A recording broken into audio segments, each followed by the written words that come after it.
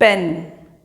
India हर रोज़ 27 lakh pen फेंक देता है। अगर मैं इसको ईयरली बोलूँ तो 990 करोड़ पेन हर साल फेंक दिए जाते हैं एक बार यूज़ करने के बाद। ये प्लास्टिक पेन्स होते हैं जिनको आप एक बार यूज़ कीजिए और जब ये ख़त्म हो जाए इनको फेंक दीजिए। इस वीडियो में मैं बात करने वाली हूँ सस्टेनेबल स्टेशनरी के बारे में। तो चलिए, मैं प्रियंका और आप ये छोटे से दिखने वाले पेन का सल्यूशन निकालते हैं, और सिर्फ पेन नहीं, दूसरी स्टेशनरी आइटम्स का भी हम लोग सिंपली ऑल्टरनेट कैसे ढूंढ सकते हैं उसके बारे में। इस वीडियो को मैंने मेजरली 2 हिस्सों में बांटा है, एक ऑफिस स्टेशनरी और secondary school stationery. Office stationery में हमारी जो मेन रिक्वायरमेंट रहती है वो होता है पेन और पेपर।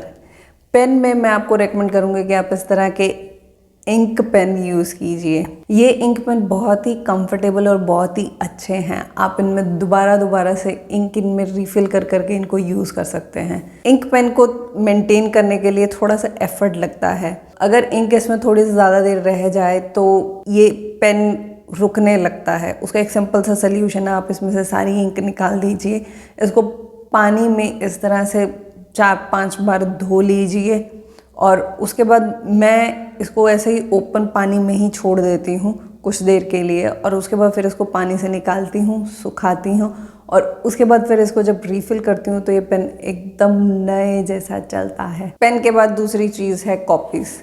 ये मेरी कॉपी है जिसके ऊपर मैं अपना सारा लिखती हूँ। यूट्यूब से रिलेटेड जितनी भी मैंने आपसे बातें शेयर करनी होती हैं उनके सभी के इसमें हाइलाइट्स पॉइंट रहते हैं, और आप देख सकते हैं कि जगह जगह पे इंक के छींटे हैं। ये रफ पेपर से बनी हुई है। आपको ऑनलाइन ऐसी बहुत सारी ऑप्शंस दिख जाएंगी जहाँ पे वो रीयूज़ पेपर को दिखाते हैं, और वो पेपर इस तरह से येलोइश होता है, थोड़ा एकदम वाइट नहीं होता है। पर मैं आपको रेकमेंड करूँगी कि आप ऑनलाइन ना जाके अपनी लोकल मार्केट में जाइए। लोकल मार्केट में आपको बहुत सारी ऑप्शंस मिल जाएंगी। ऑलमोस्ट हर ब्रांड अपनी बहुत सारी रेंज रखता है, एक हायर क्वालिटी, एक लोअर क्वालिटी, और ये लोअर क्वालिटी में आती हैं। इनमें आपको पेपर्स भी ज़्यादा मिलेंगे, प्राइस भी कम होगा।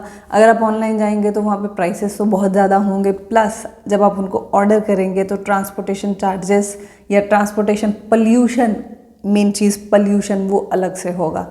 तो लोकल हम जो चीज़ें कंज्यूम करते हैं उनमें भी तो पोल्यूशन क्रिएट होता ही है। हाँ, होता है, लेकिन जब आप ऑनलाइन परचेजिंग करते हैं तो वो एक स्पेसिफिक आइटम को अलग से पैक करके उस चीज़ को भेजते हैं, लेकिन जब आप लोकल जाके वो चीज़ खरीदते हैं तो दुकानदार 1 या 2 कॉपीज़ नहीं मंगवाता है, वो 100 से 200 के काउंट में कॉपीज़ मंगवाता है, और वो इस तरह के प्लास्टिक पैकेजिंग में नहीं आती हैं, सेपरेट पैक होके नहीं आती हैं। और दूसरा, जब एक इंडिविजुअल आइटम कहीं से ट्रांसपोर्ट होती है तो उसकी ट्रांसपोर्टेशन कॉस्ट 30 टाइम ज़्यादा होती है जब आप वही चीज़ बल्क में मंगवाते हैं। तो ये रफ पेजेस के कॉपी की एक और प्रॉब्लम है कि इसके ऊपर इंक पेन जो है वो अगर एकदम परफेक्टली है तो वो अच्छे से चलेगा, नहीं तो नहीं। अभी फ़िलहाल मैंने अपने इंक पेन को रिफ़्रेश नहीं किया है बहुत दिनों से, तो इसीलिए वो इस तरह से अटक के चल रहा है इसके ऊपर, या शायद मैं यूँ कहूँ कि चल ही नहीं रहा है, तो मुझे इसको रिफ़्रेश करना पड़ेगा।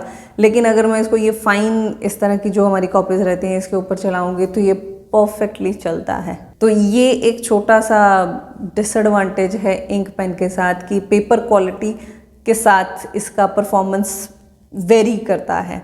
तो अगर आप इस तरह की रफ़ कॉपीज़ यूज़ कर रहे हैं तो प्लीज़ अपने पेन को फ्रीक्वेंटली, थोड़ा हफ्ते में 1 बार अगर आप रिफ़्रेश करेंगे तो ये उसके ऊपर बहुत अच्छा चलेगा। पेन इंक्स अभी इतनी फ्रीक्वेंटली नहीं मिल रही हैं, इसके लिए मुझे थोड़ा स्ट्रगल करना पड़ता है। ये जो इंक पॉट है मेरे पास, ये प्लास्टिक का है, ये मेरा फर्स्ट परचेज था, मुझे और कहीं से कुछ मिल नहीं रहा था तो मुझे ये ख़रीदना पड़ा, पर अभी भी ये मेरा चल रहा है।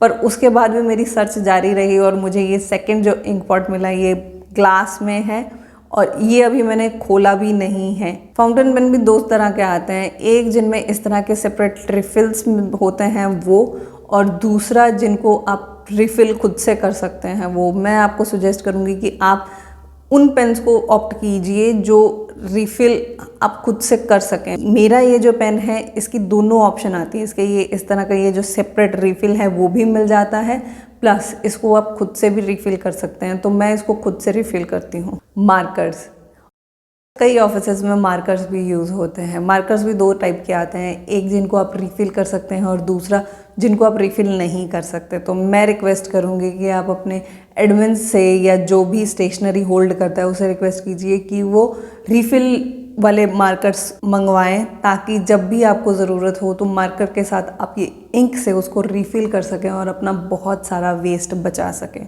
डस्टर्स, अगर मार्कर यूज़ हो रहा है तो इस तरह के डस्टर्स भी यूज़ होते हैं, तो प्लीज़ आप इन डस्टर्स को संभाल के रखिए। संभाल के इन द सेंस कि इनको वेस्ट मत जाने दीजिए, इनको गुमने मत दीजिए। ज़्यादातर गुम जाते हैं ये और हम उसको पूरी तरह से यूज़ नहीं कर पाते हैं, तो हमारे पास जो मार्कर और डस्टर का जो वेस्ट है वो भी बहुत कम होने लगेगा।